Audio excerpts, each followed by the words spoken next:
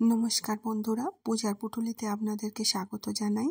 আজকে আমি খুব সুন্দর একটা হার কানের সেট বানিয়ে দেখাবো আপনাদেরকে।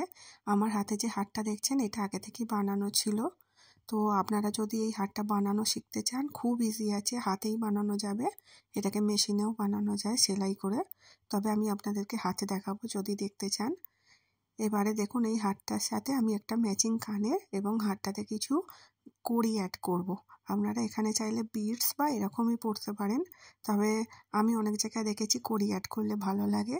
তাই দেখুন, আমি জাম্প রিং বা সুতোর সাহায্যে এখানে কড়ি অ্যাড করব। তো আমার কাছে মনে হয়েছে জাম্প রিং দিয়ে করলেই বেশি ইজি হয়েছে এবং অনেকটা বেশি দুলছে জিনিসটা। সুতো দিয়ে করলে অনেকটা হার্ড হয়ে যাচ্ছিলো, আর আমি এটা হাফ করেছি। আপনারা চাইলে পুরোটা করতে পারেন, তবে আমার কাছে গলায় পরার পরে হাফটাই বেস্ট মনে হয়েছে। তো এবারে আমি কানের জন্য দুটো গোল গোল কেটে নিয়েছি এবং আমার কাছে MDF বোর্ডের গোল ছিল, আপনারা চাইলে কার্ডবোর্ডেরও গোল কেটে নিতে পারেন। তো এবারে আমি এটা মাঝখানে বসিয়ে একটা পেন্সিল দিয়ে একটা দাগ টেনে নিচ্ছি। এটা অপশনাল, আপনারা নাও টানতে পারেন। এবারে এই দাগটার সাইড থেকে ছোট ছোট করে আমি কাট লাগিয়ে দিচ্ছি, যাতে মোড়ার সময়তে ভাঁজটা না পড়ে। এভাবে আমি আঠা দিয়ে পুরোটা আটকে নেব। আর আমার যেহেতু MDF বোর্ডটাতে ফুটো করা আছে, তাই কোনো প্রবলেম হবে না। যাদের ফুটো করা নেই তাদের একটু সমস্যা হবে নিচে কোনো কিছু হ্যাং করতে, তো আপনারা চাইলে কার্ডবোর্ডেরও বানাতে পারেন। এবার এখানে আমি ফেভিকলের সাহায্যে করছি, আপনারা চাইলে যে কোনো গ্লুয়ের সাহায্যে করতে পারেন, যেটা মোটামুটি ভালো কাজ করবে। হোয়াইট গ্লু, চাইলে ফেব্রিক গ্লু দিয়েও কাজ করতে পারেন। এইভাবে আমি সুন্দর করে আটকে নিচ্ছি। আমি একটু দেখে দেখে আটকাচ্ছি, যাতে আমার দুটো কানেরই সমানভাবে দেখতে লাগে। খুব ইজি আছে করাটা।